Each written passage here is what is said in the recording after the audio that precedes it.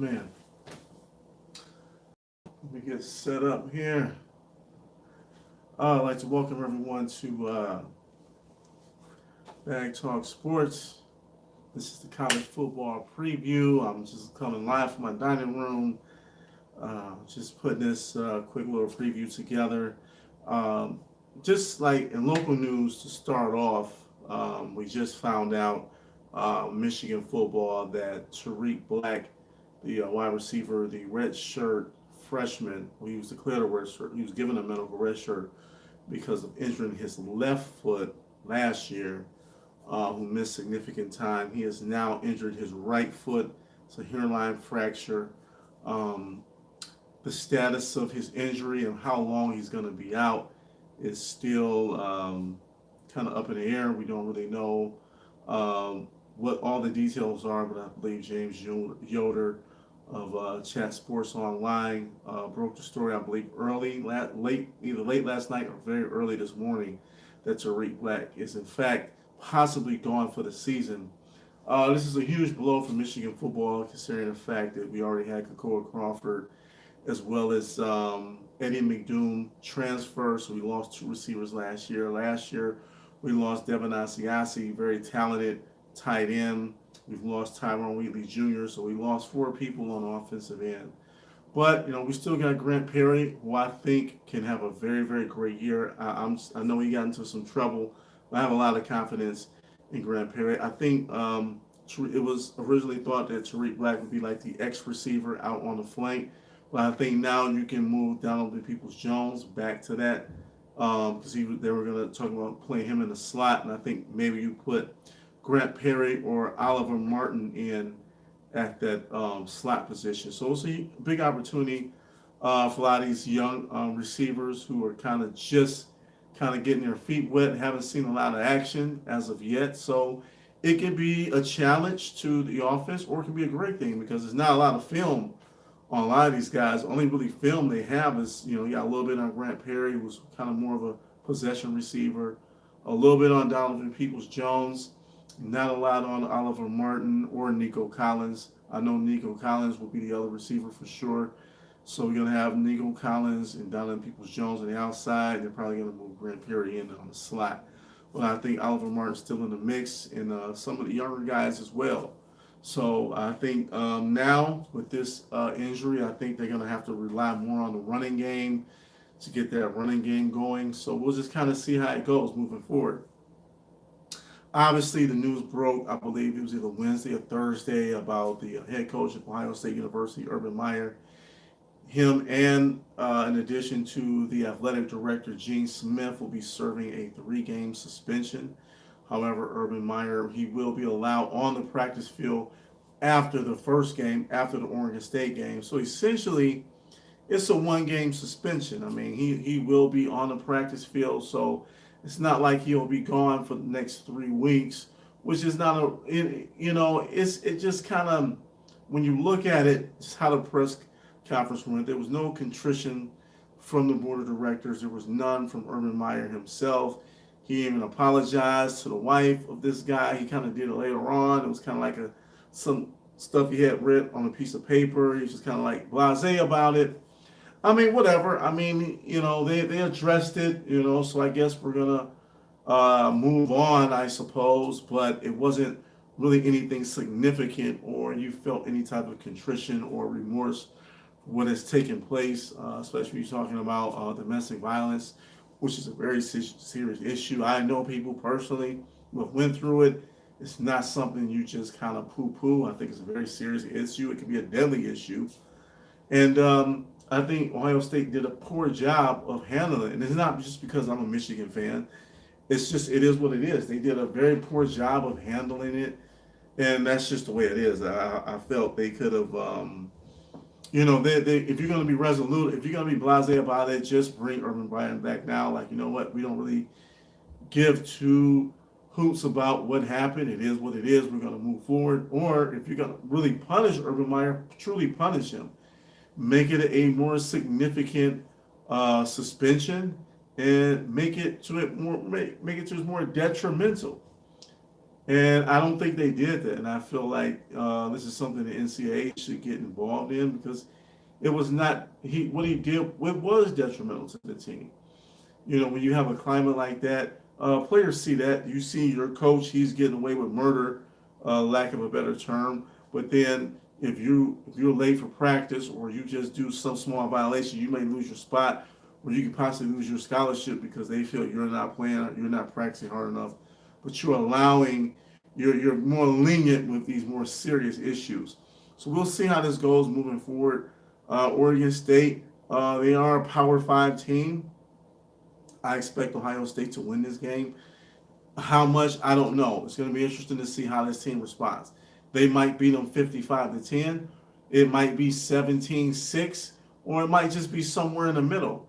We don't really know. It'll be interesting to see. I know they do have to go to Texas and play at TCU. TCU has a very good defense. It's going to be, Haskins, even though he has played solid as a backup to JT Barrett. This will be his first game on the road. It's going to be a very hostile environment, even though I know it's going to be a lot of Buckeyes here at that game. It's still a road game. It's a pretty big non-conference road game. So we're going to learn a lot about Dwayne Haskins in that TCU game. I think they'll be fine the first couple of games of, Oregon State. I mean, it can go either way. I'm not saying Oregon State's a layup. I mean, I think anytime you're playing a Power 5 team, or anytime you're playing a Division One team, I mean, it's a possibility you can lose. They had some close calls the last couple of years with teams that's under their talent level. You saw what happened in the Iowa game last year; they got completely throttled, and Iowa's nowhere close talent wise. So it'll be interesting to see how the Buckeyes respond. But just moving forward, there was a little bit of college football yesterday. There was a few games on, but I mean, the real games start, coming weekend, the weekend of the first, Labor Day weekend. You got Miami playing LSU. A lot of talent. Both teams kind of got questions at quarterback position, but a lot of those guys are going to be playing on Sundays. You have Auburn playing Washington, a game I'm interested in seeing. We're going to see if Auburn, if they can be a little bit more explosive in the passing game. We know they can run the football. We know they have a great defensive front. But I'm anxious to see how they are, if they can have a balanced offense. In Washington, they kind of took a step back last year. They won the college football playoff 2 years ago. We're going to see. I think Chris Peterson has a history of playing great first game, especially going back to Boise State. I think Washington will be ready to play. They didn't look too well against Penn State. They look a little bit overwhelmed. I see them bouncing back from that performance. I see them going down there, and I think they handle their business. So I'm picking Washington to win. LSU, Miami, I really don't know. I mean, whenever you have two shaky quarterbacks, anything can happen. Turnovers, whatever the case may be. So I think this game is a toss-up. I really don't know at this point who's going to win, but I'll have a prediction closer into the week, kind of get a better feel for what's going on. Michigan, Notre Dame. This Tariq Black incident, I was going to say with him healthy going in, I think for certain Michigan would win this game handily. Now that he's out, the offense is going to take a step back. I think maybe a lot of the things that they were going to implement, they may have to retract some of those and make some adjustments, and maybe not. I don't know what's been going on. I mean, they had an open practice today, which is ironic. Kind of like the day after this significant news. I don't know what Tariq Black meant to the offense. Obviously, he's a very talented player. I don't know what plans they have for him, but obviously they're going to have to make some adjustments from the offensive standpoint. So it's going to be interesting to see what adjustments they make. So I think this game is going to be a little bit more closer now, because I think Michigan, they may have to change their schematics and some of their game plans and what are the things they want to do. So I think this game is going to be a little bit closer. I would say 5 points or less. I can see Michigan win 24-17, 24-21, something like that. I think this game is going to be a lot closer now, because I don't think they're going to be as aggressive as they were originally playing. They have plans of playing Donovan Peoples-Jones in the slot. They may have to move him outside now. May have to put Grant Perry in the slot. And you're installing a new offense. It's just, I don't know. The offensive line is new. It's been a lot of shuffling around on the bookends.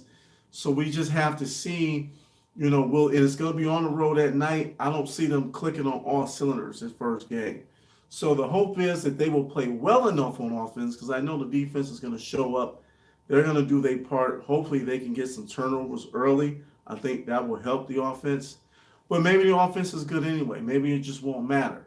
But it's going to be interesting to see with Black out how Michigan, how explosive they're going to be on offense, even though they have Shea Patterson and all these other guys. We're going to see how it turns out. But I think now that he's out at this point, right, he's talking about 7, 8 days before the game. Sunday's a big day for practice, a lot of installation on Sunday, game plan. I think probably Thursday is when they're going to make a lot of their adjustments before they head out to South Bend on Friday morning. So it's going to be interesting to see, how they adjust. This is an early test for the team, especially the offense. So I think they're the most challenged. Everybody's looking at that offensive line and how the offense is going to be this year, especially after it's how poorly they played last year. So a lot of pressure is going to be on this Michigan offense. Opening up on the road, I just think they're going to kind of scale down, looking at this and say, you know what, let's just make enough plays.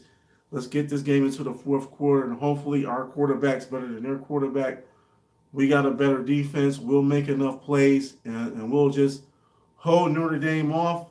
You don't have to be fancy or pretty. Let's just get this win. Let's move on to Air Force, all these other games. We can tighten up the offense with the next 3, 4 games. Then when we really get into